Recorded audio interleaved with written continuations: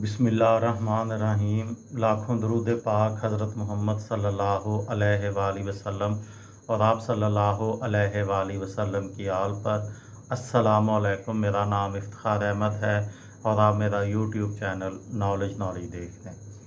मेरी आज की वीडियो का उन्वान है इंडिया की खुफिया एजेंसी रा कैसे बनी और ये कैसे काम करती है।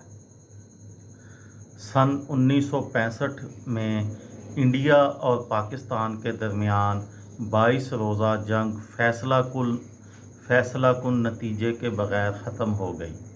इंडिया को बरतरी हासिल ज़रूर थी, लेकिन इंडिया के पास ये खुफिया मालूमात नहीं थी कि पाकिस्तान के पास हथियारों की किस हद तक कमी है। कहा जाता है कि 22 सितंबर को जिस दिन जंग बंदी का ऐलान हुआ, पाकिस्तान का तकरीबन तमाम असला ख़त्म हो चुका था। इंडिया की खुफिया एजेंसी रा के साबका सरबराह सन किरण नापर अपनी किताब इनसाइड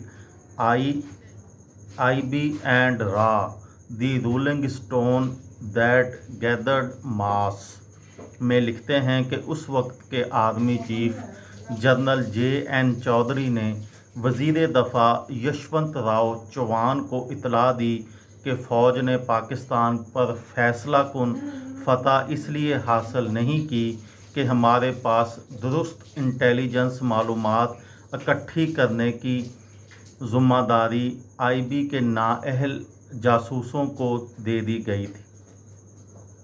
इस तनकीद का एक नतीजा ये निकला कि इंडिया ने एक नई intelligence agency research and analysis wing RAW यानी रा कायम करने का फ़ैसला किया, जिसकी ज़िम्मेदारी मुल्क से बाहर इंटेलिजेंस मालूमात जमा करनी थी। रा का क़याम 21 सितंबर सन 1968 को हुआ और रामशोर नाथ काओ को उसका पहला सरबराह बनाया गया। सिनकनर नायर को उनका नंबर 2 बनाया गया। इन दोनों के अलावा 250 अफराद को इंटेलिजेंस ब्यूरो से रिसर्च एंड एनालिसिस विंग में मुंतकिल किया गया। सन 1971 के बाद रामशोर नाथ काओ ने कॉलेजों और यूनिवर्सिटियों से बराह रास्त रा के एजेंटों को मुंतखब करने की रवायत शुरू की। नतीजा ये हुआ कि रा में काम करने वाले बहुत से लोगों के रिश्तेदारों और दोस्तों को तंजीम में नौकरियां मिल गईं और उसे मजाक में relatives and associate welfare association कहा जाने लगा। लेकिन सन 1973 के बाद ये रवायत बदल गई और बराह रास्त भर्ती होने वालों को सख्त मुकाबले और तरह तरह के इम्तहानात से गुजरना पड़ा।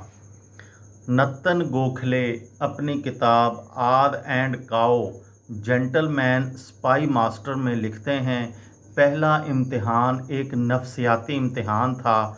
उम्मीदवारों को सुबह 3 बजे एक जगह आने को कहा गया। वहां पहुंचते ही उनका ऑब्जेक्टिव टाइप टेस्ट लिया गया।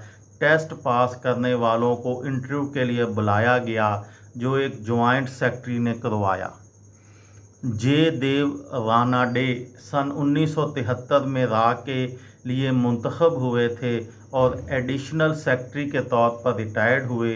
वो कहते हैं कि इंटरव्यू का अगला दौर रा के सीनियर अफसरान NN संतोख और सिनकनर नायर ने किया। मुंतखब होने के बाद हमें 6 रुकनी सिलेक्शन कमेटी का सामना करना पड़ा, जिसमें सेक्रेटरी खारजा रा, चीफ RN काओ और एक माहिर नफ्सियात शामिल थे। मेरा इंटरव्यू 12:45 मिनट जारी रहा। 2 माह बाद रनाडे को इतला मिली कि वो रा में मुंतखब हो गए हैं। उनके साथ 3 दीगर अफराद प्रताप हेलीकर, चक्रव सहना और बेदन राव को भी मुंतखब किया गया। یہ تھی میری آج کی ویڈیو. کسی دوست کو، کسی بھائی کو، کسی بہن کو فائدہ ہو تو مجھے دعاؤں میں یاد رکھیے گا. دل پاکستان، جان پاکستان. السلام علیکم.